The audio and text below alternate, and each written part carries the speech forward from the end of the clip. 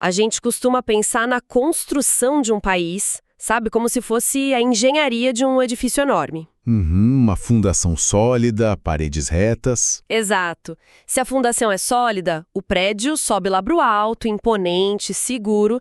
Mas aí, se por acaso aparece uma rachadura ali na parede do terceiro andar? Na primeira reação é achar que é só um problema superficial, né? Pois é. A expectativa geral é de que seja um defeito que uma reforma rápida resolve. Tipo, chama o pedreiro, troca o síndico, passa um pouco de cimento e tá tudo novo. Essa é aquela visão bem otimista das coisas. A gente gosta de acreditar que a estrutura principal do Estado é íntegra, sabe? E que os defeitos, esses escândalos todos que a gente vê no jornal o tempo todo, são só umas anomalias, desvios pontuais de rota cometidos por algumas maçãs podres. Só que a reflexão muda de figura quando nós descemos até o subsolo, pegamos a planta original desse edifício na mão e percebemos que as rachaduras não são acidentes de percurso. Com certeza não são. E se a fundação inteira foi desenhada lá desde o primeiríssimo dia para ser torta? Essa é a grande questão. Então hoje a pergunta central que guia a nossa imersão é bem incômoda, é complexa, mas é absolutamente necessária. Afinal, por que o Brasil é um país tão corrupto? É uma pergunta pesada, né? Ela coloca a gente diante da definição exata de um problema estrutural crônico. E, bom, para investigar isso com a seriedade que o tema pede, o nosso foco não vai ser o escândalo político da semana ou aquele desvio de verba que está bombando no noticiário hoje. A gente vai mais fundo. Era do país. E para quem acompanha a nossa imersão sempre, é bom destacar que a gente reuniu uma base documental muito robusta dessa vez. Eu tô bem animada com as fontes.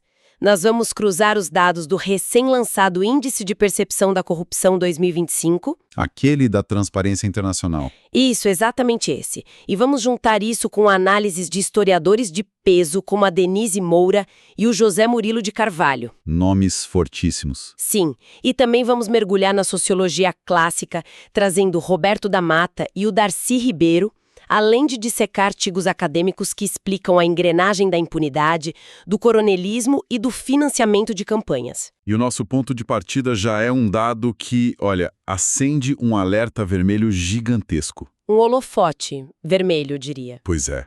Os números mais recentes da Transparência Internacional são chocantes. E não é só a nota em si que chama atenção, mas a tendência de longo prazo que ela escancara. O cenário é muito alarmante. No índice de 2025, o Brasil marcou só 35 pontos. Isso numa escala que vai de 0, que seria um país totalmente corrupto, até 100, que é um país íntegro. 35 é muito baixo. É péssimo. Com essa pontuação, o país despencou lá para a 107ª posição, num total de 182 países avaliados. Nossa. Para colocar isso em perspectiva para quem nos ouve, é o pior resultado de toda a série histórica. Enquanto a Dinamarca lidera o ranking lá no topo com 89 pontos, o Brasil está estagnado muito abaixo da média global. Ganhos privados. E o que é fascinante e trágico ao mesmo tempo é que esse ranking desastroso de 2025 não é uma falha exclusiva de um governo recente. Independente se é um governo de direita ou de esquerda, certo? Exatamente, qualquer governo. Para entender esse número 35, a literatura obriga a gente a fazer uma viagem no tempo. A gente tem que ancorar o barco lá no ano de 1500. A posição atual do Brasil reflete um projeto político que começou na colonização. Bom, vamos desempacotar isso.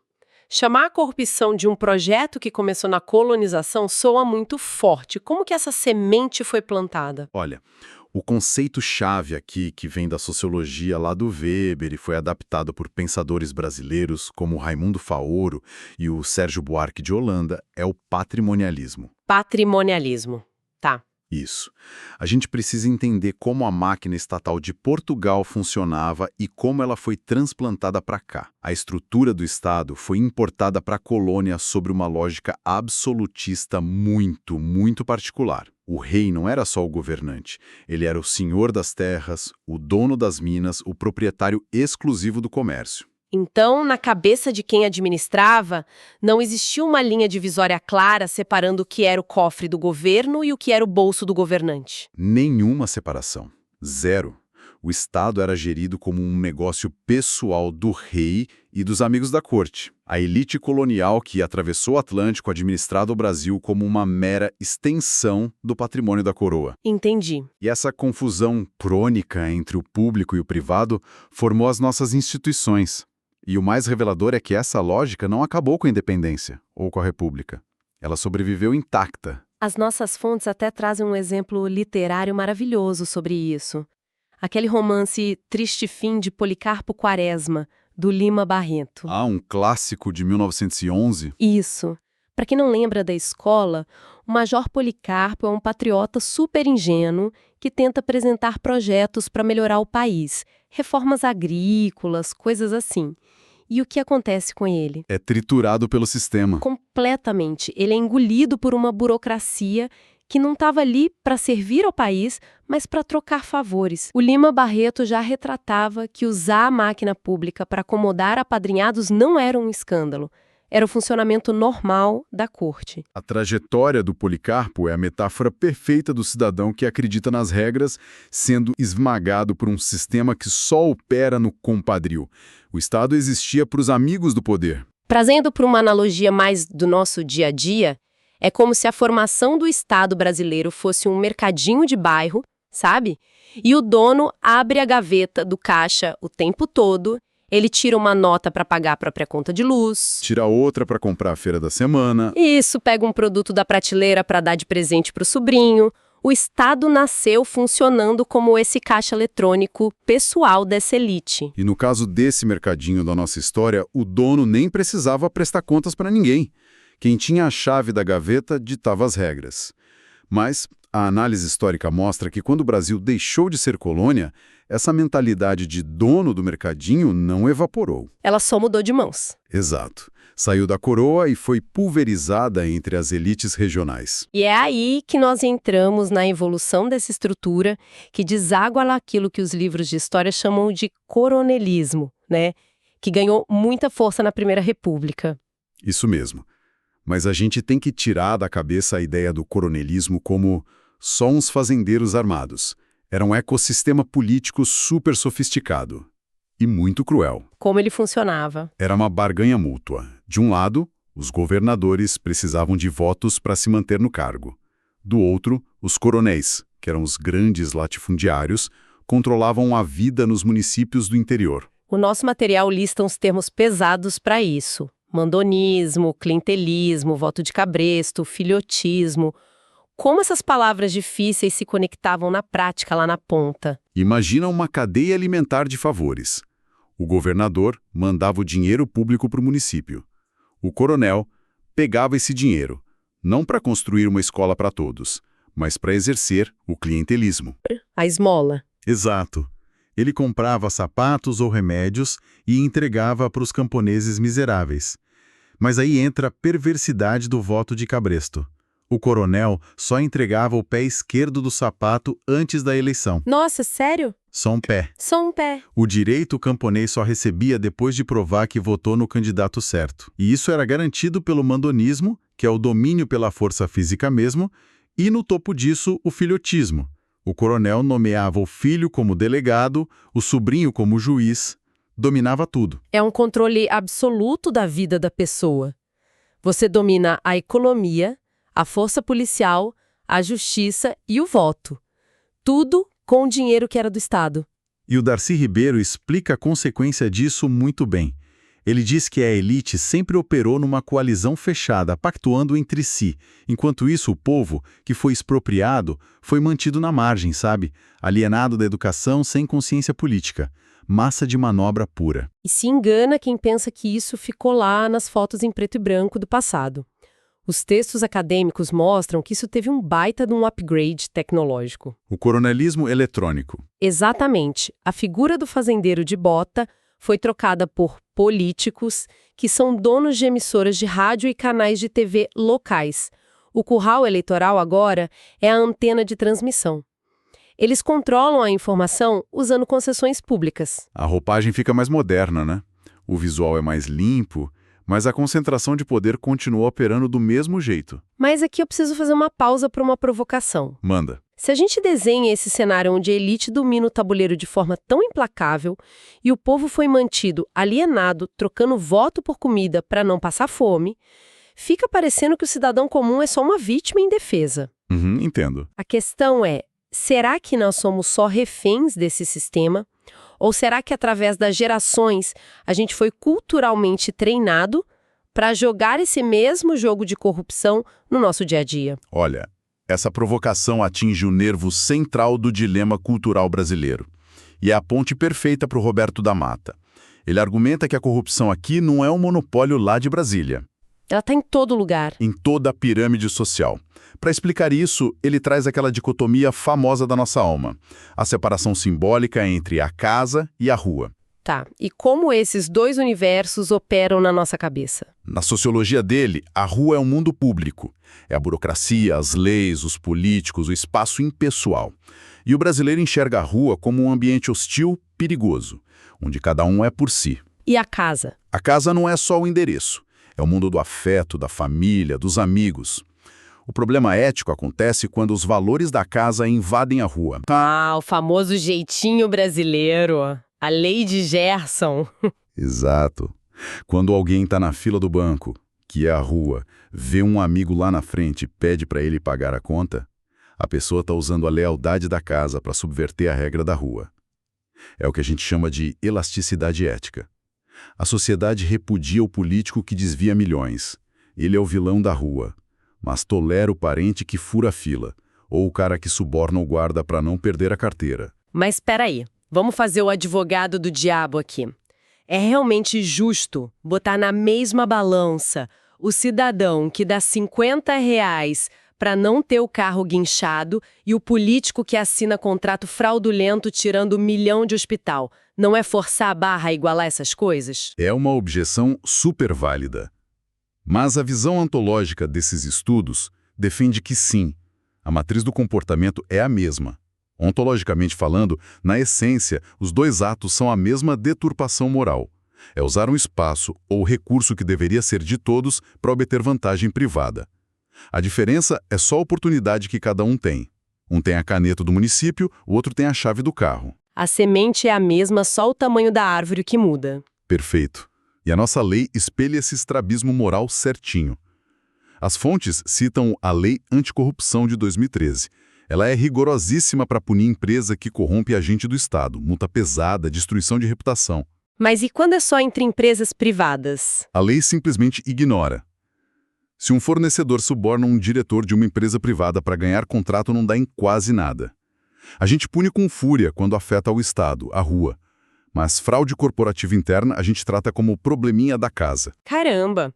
Bom, se a nossa cultura dá essa permissão moral velada, através do jeitinho, o que dá a permissão prática para desviar bilhões do Estado? Porque a intenção sem a oportunidade não gera o crime, né? De jeito nenhum. E a resposta unânime dos textos é a impunidade. É como se o sistema fosse desenhado como um cassino. No cassino normal, a casa sempre ganha por causa da matemática. Mas aqui, as regras foram escritas de um jeito que os maiores trapaceiros já entram sabendo que as câmeras de segurança do teto estão desligadas. Essa metáfora do cassino blindado ilustra a teoria da escolha racional do Robert Klitgard. Ele diz que a corrupção é um cálculo puramente racional. O cara senta, analisa o cenário e bota na balança.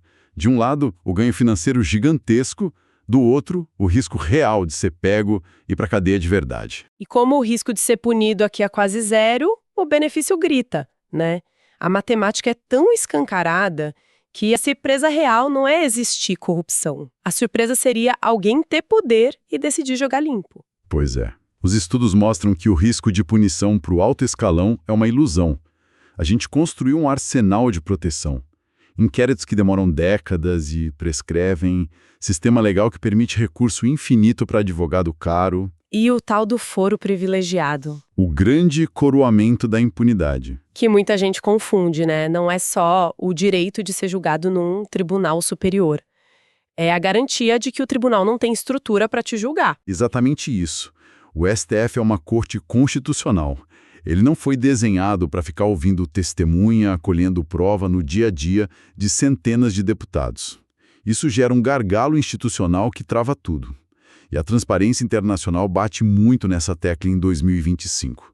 O que deixa o Brasil lá embaixo não é só o roubo, mas a certeza da impunidade combinada com o desmonte de quem deveria fiscalizar. Mas vem cá, para manter esse cassino operando, para garantir que essas câmeras continuem desligadas, a elite precisa de poder político. E a ponte que liga o interesse privado a poder político é o financiamento de campanhas. Chegamos no motor do sistema. A literatura é claríssima. O dinheiro decide a eleição no Brasil. Campanha é muito caro. Custa tanto que vira um muro, sabe? Barra o cidadão comum e mantém as velhas oligarquias. É o que os americanos chamam de "the best Congress money can buy", o melhor congresso que o dinheiro pode comprar. E por muito tempo, quem pagava essa conta bilionária? As grandes empresas. E as pesquisas documentam que não era por amor à democracia. Era investimento financeiro puro. Doavam para garantir contrato superfaturado, facilidade em obra pública, benefício fiscal. É o patrimonialismo lá de 1500 operando com transferência bancária hoje. Mas vamos tensionar isso aqui. Em 2015, o STF proibiu doação de empresa. Quem milita por transparência adorou, né? Tirar a empreiteira do balcão de negócios. Por que os textos tratam isso como um novo problema, então? Porque resolver um problema enraizado com uma canetada judicial gera efeito colateral. Com a saída do dinheiro privado, os políticos criaram fundões eleitorais na casa dos bilhões, usando dinheiro estritamente público. Isso criou dois nós. Primeiro, a indignação social. Bilhões indo para a campanha enquanto falta leito no hospital. O que só aumenta a raiva do eleitor com o político. E o segundo nó? O segundo é que banir a empresa não tira a vontade dela de influenciar o poder. Então Caixa 2 continua rolando solto por baixo dos panos, a justiça eleitoral não tem perna para auditar todo mundo na velocidade da eleição, e o cidadão comum ainda não tem a cultura de doar R$30 para o candidato dele por toda aquela alienação histórica que o Darcy Ribeiro mencionou. Então, amarrando tudo isso para quem nos ouve, trocar o dinheiro privado pelo público, sem reformar todo o resto do sistema, foi tipo trocar a fechadura de uma porta que já está com as dobradiças totalmente arrombadas. Resumiu perfeitamente. Se o telhado está aberto e a impunidade continua, focar só na assinatura do cheque da campanha é vender uma falsa segurança. A imersão em todos esses autores mostra que a corrupção no Brasil não é só um lapso moral ou problema de um partido só. É um fio condutor histórico. Sim, a gente começou lá no absolutismo de Portugal, passamos pelos coronéis trocando sapato por voto, vimos o jeitinho do da Mata e chegamos hoje num sistema blindado por leis e movido a bilhões.